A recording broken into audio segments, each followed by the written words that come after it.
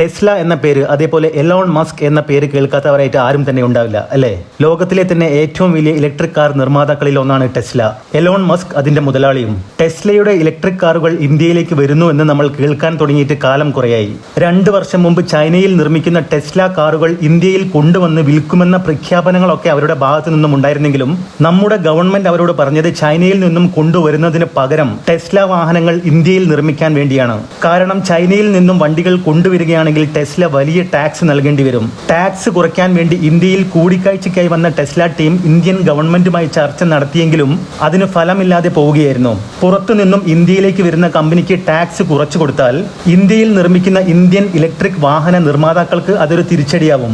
Indian government എടുത്ത തീരുമാനത്തിൽ ഉറച്ചു നിന്നതോടെ ടെസ്ല ടീം പിന്നീട് കാര്യങ്ങൾ അറിയിക്കാം എന്ന് പറഞ്ഞ് ചർച്ച അവസാനിപ്പിക്കുകയായിരുന്നു. പക്ഷേ പിന്നീട് ഒരിക്കലും അതിനെക്കുറിച്ചൊന്നും ടെസ്ല ഇന്ത്യൻ ഗവൺമെന്റുമായി ചർച്ച ചെയ്തിട്ടുമില്ല.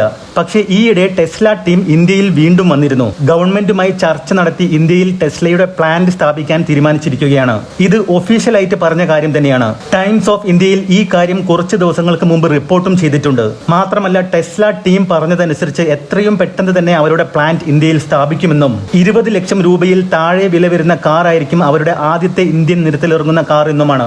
ഏഷ്യൻ രാജ്യങ്ങൾക്ക് വേണ്ടിയാണ് ടെസ്ല 20 ലക്ഷം രൂപയ്ക്ക് താഴെ വില വരുന്ന കാറുകൾ നിർമ്മിക്കുന്നത്. ടെസ്ലയുടെ എല്ലാ മോഡൽ കാറുകളും വില കൂടിയതാണെന്ന് നമുക്ക് അറിയാവുന്നതാണ്. അവരുടെ മോഡലിൽ ഏറ്റവും വില കുറഞ്ഞത് മോഡൽ 3 ആണ്. അതിന് തന്നെ ഏകദേശം 50 ലക്ഷം രൂപയ്ക്ക് അടുത്താണ് വില വരുന്നത്.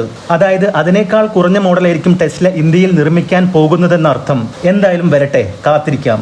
ഏതൊരു വാഹനമാണെങ്കിലും അത് നിർമ്മിക്കുന്നതിന് മുമ്പ് ട്രേഡ് മാർക്ക് രജിസ്റ്റർ ചെയ്യേണ്ടതായിട്ടുണ്ട്. അങ്ങനെ ബജാജ് ഈയിടെ രജിസ്റ്റർ ചെയ്ത 2 പേരുകളാണ് സ്വിങ്ങും ജെനിയും. ഇന്ത്യൻ ഗവൺമെന്റിന്റെ patent design and trademark വെബ്സൈറ്റിലാണ് ബജാജ് ഈ വർഷം മെയ് മാസത്തിൽ ഇവർ രജിസ്റ്റർ ചെയ്ത ഈ 2 പേരുകളും പുറത്തുവിട്ടിരിക്കുന്നത്. ഇത് രണ്ടും ഇലക്ട്രിക് വാഹനങ്ങൾ തന്നെയായിരിക്കുമെന്നും പറയുന്നുണ്ട്. സ്വിങ്ങും ജെനിയും എന്ന ഈ 2 പേരുകളും ബജാജിന്റെ ഇലക്ട്രിക് വാഹനങ്ങൾക്ക് വേണ്ടിയുള്ള പേരുകളാണെങ്കിലും ഈ 2 പേരുകളും അവരുടെ ഇറങ്ങാൻ പോകുന്ന പുതിയ ഇലക്ട്രിക് സ്കൂട്ടറുകൾക്ക് വേണ്ടിയാണോ എന്ന കാര്യത്തിൽ വ്യക്തത ലഭിച്ചിട്ടില്ല. റിപ്പോർട്ടുകൾ പറയുന്നതനുസരിച്ച് ബജാജ് ജെനി ഇലക്ട്രിക് സ്കൂട്ടർ ആവാനുള്ള സാധ്യതയാണ് കാണുന്നത്. എന്തായാലും ബജാജിന്റെ പുതിയ ഇലക്ട്രിക് സ്കൂട്ടർ ഇപ്പോൾ നിലവിലുള്ള ബജാജ് ചേതക്കിൽ നിന്നും വ്യത്യസ്ത ഡിസൈൻ ആയിരിക്കുമെന്നാണ് അറിയാൻ സാധിച്ചത്.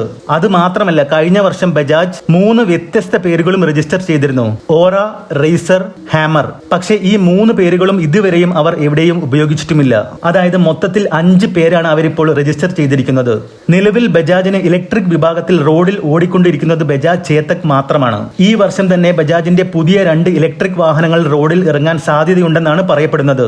അതൊരു പക്ഷേ ഒരു ഇലക്ട്രിക് ഓട്ടോയും ഒരു പുതിയ ഇലക്ട്രിക് സ്കൂട്ടറുമായിരിക്കണം. എന്തായാലും ഈ വണ്ടികളെ കുറിച്ച് പുതിയ അപ്ഡേറ്റുകൾ വന്നാലുടൻ വീഡിയോ ചാനലിൽ ഉണ്ടാവുന്നതായിരിക്കും.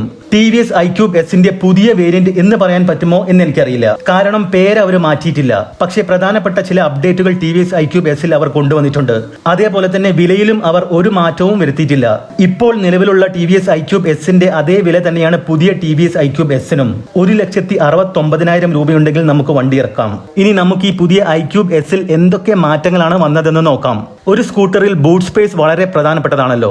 അതിലാണ് അവർ കാര്യമായ മാറ്റം വരുത്തിയിരിക്കുന്നത്. 17 ലിറ്റർ ബൂട്ട് സ്പേസ് ആയിരുന്നു പഴയ iQUBE എസിലെങ്കിൽ പുതിയതിൽ 31 ലിറ്ററായി മാറിയിട്ടുണ്ട്. അതായത് അടുത്ത ഫെസ്റ്റിവൽ സീസണിൽ ഇറങ്ങുമെന്ന് പറയുന്ന TVS iQUBE STയിൽ അവർ ചെയ്തതുപോലെ തന്നെ ബാറ്ററി ബൂട്ട് സ്പേസിൽ നിന്നും ഫുട്ബോർഡിലേക്ക് മാറ്റുകയാണ് ചെയ്തത്. അതുകൊണ്ടാണ് നമുക്ക് ഇത്രയും സ്പേസ് അവിടെ ലഭിക്കുന്നത്.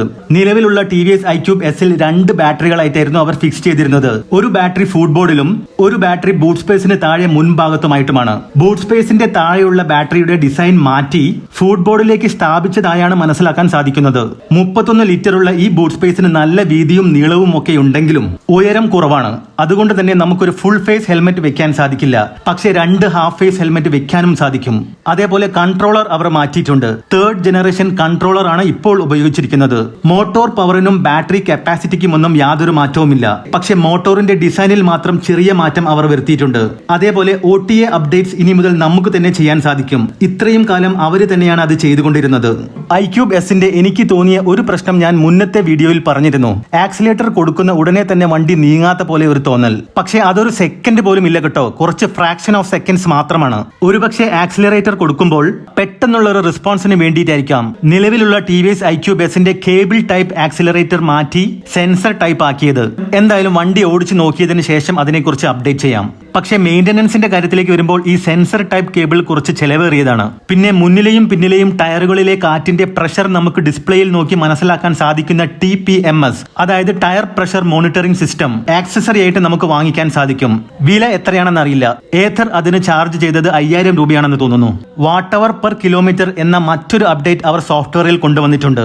ഓരോ കിലോമീറ്റർ വണ്ടി ഓടാൻ എത്ര കറണ്ട് എടുക്കും എന്ന് നമുക്ക് ഡിസ്പ്ലേയിൽ നോക്കി മനസ്സിലാക്കാൻ സാധിക്കും. ഇത്രയൊക്കെ മാറ്റങ്ങളാണ് അവർ പുതിയ TVS iQUBE Sൽ വരുത്തിയിട്ടുള്ളതെന്നാണ് മനസ്സിലാക്കാൻ സാധിച്ചത്. എന്തായാലും TVSന്റെ അടുത്ത പുതിയ സ്പോർട്ടി ഇലക്ട്രിക് സ്കൂട്ടർ ഓഗസ്റ്റ് 23-നാണ് ലോഞ്ച് ചെയ്യുന്നത്. കാത്തിരിക്കാം.